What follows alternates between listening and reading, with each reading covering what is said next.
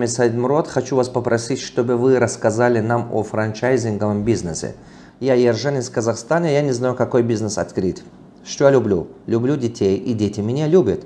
Есть идея открыть развивающий центр для детей. То есть, жена любит шить. Проходила частные курсы шитья. Она тоже болеет, с этим хочет собственный бренд. Ваши советы, Саид Мурод ага, что рекомендуете мне? Как жене достичь желаемого собственного бренда? Спасибо вам, Саид Мурод ага. У меня такой вопрос. Я сам уже 4 года работаю повар, сушист, пиццмейкер. И хочу открыть место для доставки еды. У меня есть опыт. Стоит ли отдать производство в первую очередь, если опасности потерять качество? Здравствуйте, дорогие наши друзья, дорогие наши слушатели, дорогие наши читатели. Спасибо, что смотрите. Поделитесь нашим каналом своими друзьями, знакомыми, кому это поможет, дорогие мои. Кто-то помогает своими словами, кто-то помогает своим примером, а чья история изменяет жизнь кого-то. И заодно, чтобы мы могли общаться с вами, дорогие мои. Потому что иногда порою я отвечаю на один вопрос, а этот ответ получает несколько тысяч людей. Возможно, у вас этот вопрос появится чуть позже. Возможно, это трудности, или этот вопрос, или вы в этой ситуации окажетесь в будущем, но зато вы будете знать, как с этим справиться. Первый вопрос. Добрый день, уважаемый Саид Мурод. Хочу вас попросить, чтобы вы рассказали нам о франчайзинговом бизнесе. Выгодно ли покупать франшизу? Какие франшизы сейчас успешнее? В какой стране выгодно купить франшизу? Заранее благодарю. Дорогие мои, в франчайзинговом бизнесе я сам держу франшизу, поэтому я это очень хорошо понимаю. В моем парфюмерном бизнесе я создал франшизу, поэтому мы расширялись. И до карантина у нас было 404 магазина. Сейчас только после карантина мы запустили их в одном бренде, в другом бренде. В самой вот этой тренинговой компании, которую вы видите, у меня есть франшиза. Мы свои партнеры берем, по этому модели развиваемся и так далее. Это очень выгодный бизнес. Франшиза брать надо, если вы берете в сфере услуга, в сфере фастфуда, в сфере, скажем, парикмахерской, в сфере какие-то либо образовательные и так далее, то самое главное, чтобы эта франшиза работала. Это самое главное. Продукт какой. И, скажем, когда вы хотите покупать франшизу, вы покупаете готовый бизнес. Вы покупаете проверенный бизнес. Вы понимаете, о чем я речь? Вы покупаете проверенный, готовый бизнес. И это очень выгодно. Но если франшиза работает, просто некоторые франшизы не работают. Некоторые люди думают, что просто логотип создали или какой-то-нибудь еще дополнительно там, скажем, пара стандартов расписали, и им кажется, что это франшиза. Нет. Франшиза это от А до Я разработаны все бизнес-процессы, все модули, все финмодели, все, в общем, детально изнутри до мелочей оттаченная система, которая помогает вам, что вы просто соблюдая эту систему, вы получаете гарантированный результат. Поэтому, когда вы покупаете франшизу, обычно кто дает вам франшизу, они чуть-чуть следуют вашей линии, они дадут вам определенные анкеты. Вы анкетируете, вы исследуете свой рынок. Потом, исходя из того, что вы делаете, они вам дадут финмодель, они вам дадут почитать окупаемость этого бизнеса в вашем регионе и так далее. Но так делают те компании, которые реально их франшиза работает. А те компании, которые их франшиза не работают, просто логотип создали или там 2 пакета делали туда и чуть-чуть думают, что у них есть франшиза, тогда, конечно, у них это не работает. Поэтому купить франшизу очень выгодно. В Западе давным-давно это работает, у нас только-только происходит, но, к сожалению, недобросовестных франшиз очень на рынке много. Те франшизы, которые результаты не дают, сейчас очень много. Не то, что 1-2, сейчас действительно много. Поэтому, прежде чем вы покупаете франшизу, сначала общайтесь, можно сказать, с владельцем франшизы, я имею в виду, кто продает франшизу. И еще, пожалуйста, общайтесь с теми, кто уже приобрел эту франшизу, остался ли он доволен или нет. Езжайте своим глазам, посмотрите, не только по телефону, а езжайте, посмотрите глазами, если вы хотите, чтобы действительно не ошибаться. Несколько вариантов. Например, скажем, что вы хотите покупать франшизу какой-то парикмахерской или фастфуд, или образовательный центр, или что-то-нибудь. Езжайте туда, посмотрите несколько франшиз, кроме тех, которые сам руководитель, то есть хозяин держит. Остальные посмотрите. Оплачивается паушальный взнос и еще роялти оплачивается, в зависимости от того, как вы договариваетесь. Ассаламу алейкум, Саймурод ага. Я ержан из Казахстана, я не знаю, какой бизнес открыть. Что я люблю? Люблю детей, и дети меня любят. Есть идея открыть развивающий центр для детей, детский садик, недвижимость, имею в виду земельный участок, имеется для бизнеса. Это первое. Второе, есть актерские навыки, снимаюсь на концертные мероприятия, играю в главных ролях. Вообще не стесняюсь, очень хорошо играю. Организаторы сами вызывают меня для съемки. Третье. С 2009 года заболел сетевым бизнесом в студенческие годы. Есть опыт, 10% в сетевом бизнесе. Четвертый. Закончил юридический факультет, юрист, опыт, 20%. Где-то вот так. Мне нравится. Пятый. Есть салон красоты, сдаю в аренду. Шестой. Жена любит шить. Проходила частные курсы шитья. Она тоже болеет, с этим хочет собственный бренд. Ваши советы, Саймурод ага, что рекомендуете мне? Как жене достичь желаемого собственного бренда? Спасибо вам, Саймурод ага. То есть, Ержан хочет, чтобы я говорил, что ему делать, и чтобы было легче, удобнее, и что жене. Ержан, дорогой,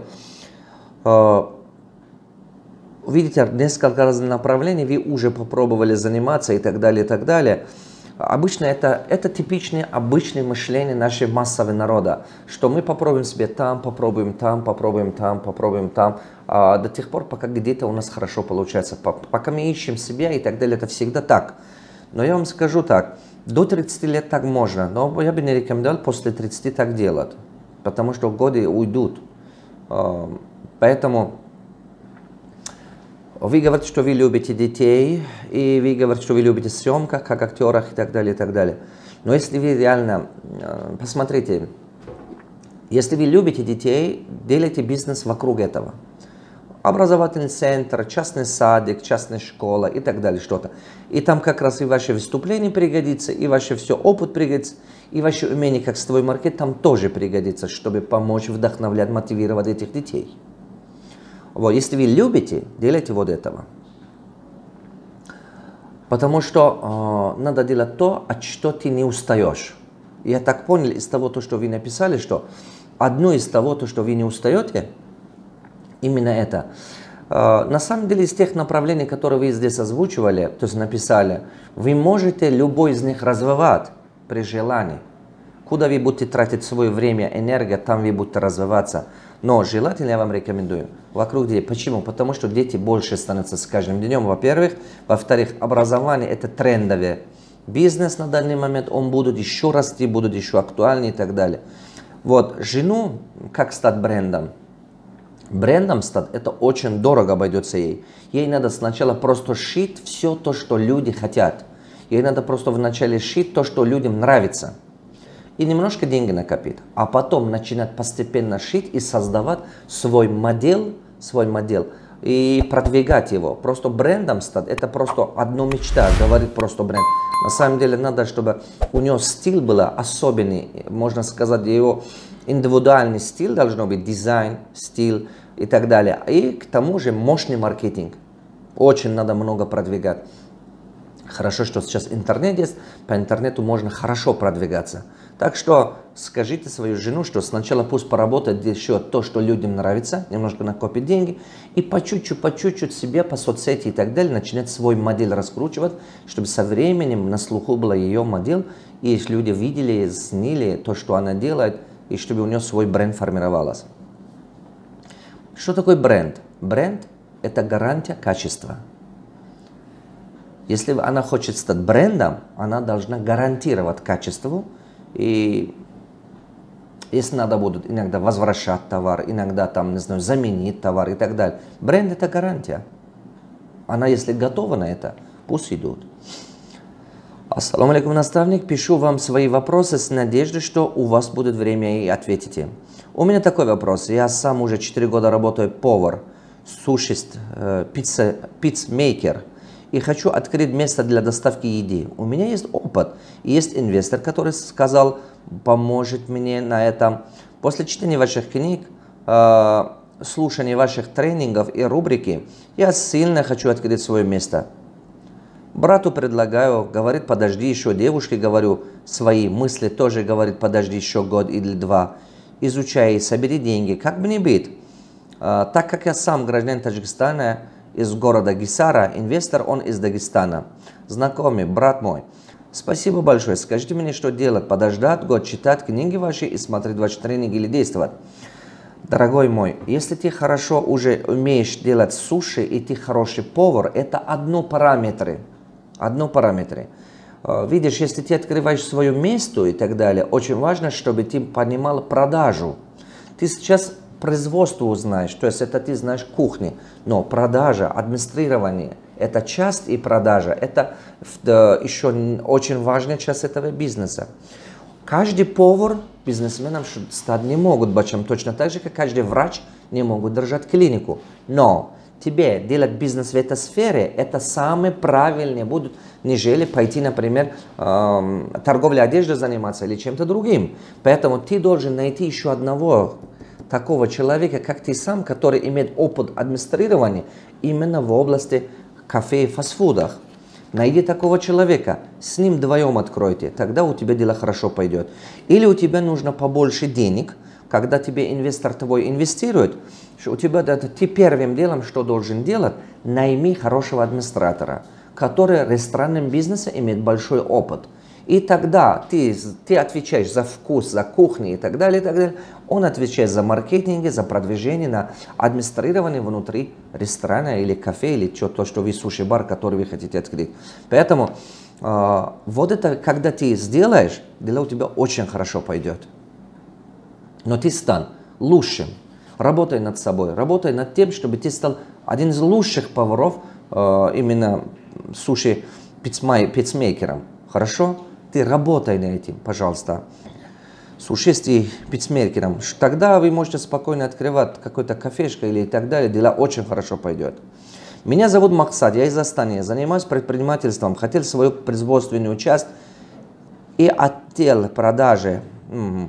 То есть, хотел свою производственную часть и отдел продажи отдать на аутсорсинг, чтобы освободить себя для масштабирования своего бизнеса. Стоит ли отдать производство в первую очередь, если опасности потерять качество? Я, честно, не понял, какое направление вашего бизнеса. Вы пишете, занимаюсь предпринимательством, но я не понял конкретно, что именно. Конечно, можно производству отдать аутсорс, и продажу можно отдавать аутсорс. Почему нет? Можно и то делать. Но чтобы отдавать аутсорс, вам нужно, чтобы конкретно знать именно этапы контроля, чтобы в производстве качество не падало и объемы, чтобы не страдали. Чтобы не получилось так, что вы начали получать не тот качество и меньший объем. Вдруг, если подводит вас, будут очень проблемы. И на продаже то же самое, чтобы у вас все этапы были под контролем. Разработайте систему контроля. Три вещи, то есть хотя бы 3-4 показателя контроля разработайте от 3 до 5, которые помогают вам контролировать и качество, и объем в области производства, и, соответственно, в области продажи. Сервис и поток людей и деньги, чтобы сумма не упала и так далее. Тогда, пожалуйста, дайте аутсорс, это нормальное явление. Почему бы нет? Можно тогда, это наоборот. Вы, наоборот, сокращаете часто расходов. То есть, постоянные расходы приходят к переменным расходам. Бизнес, который около 60-70% от статьи расходов составляет переменные расходы, а 30-40% составляют постоянные расходы. Этот бизнес более конкурентоспособен по сравнению с тот бизнес, который 60-70% постоянные расходы, а 30-40% переменные. То есть всегда старайтесь, чтобы постоянные расходы были меньше, а переменные расходы составляли 70%. Тогда ваш бизнес менее рискованно. Почему? Это проверено многократно. В период, особенно в период кризиса, бизнес, который постоянно расход большие, они очень страдают сильно. Вот почему. Дорогие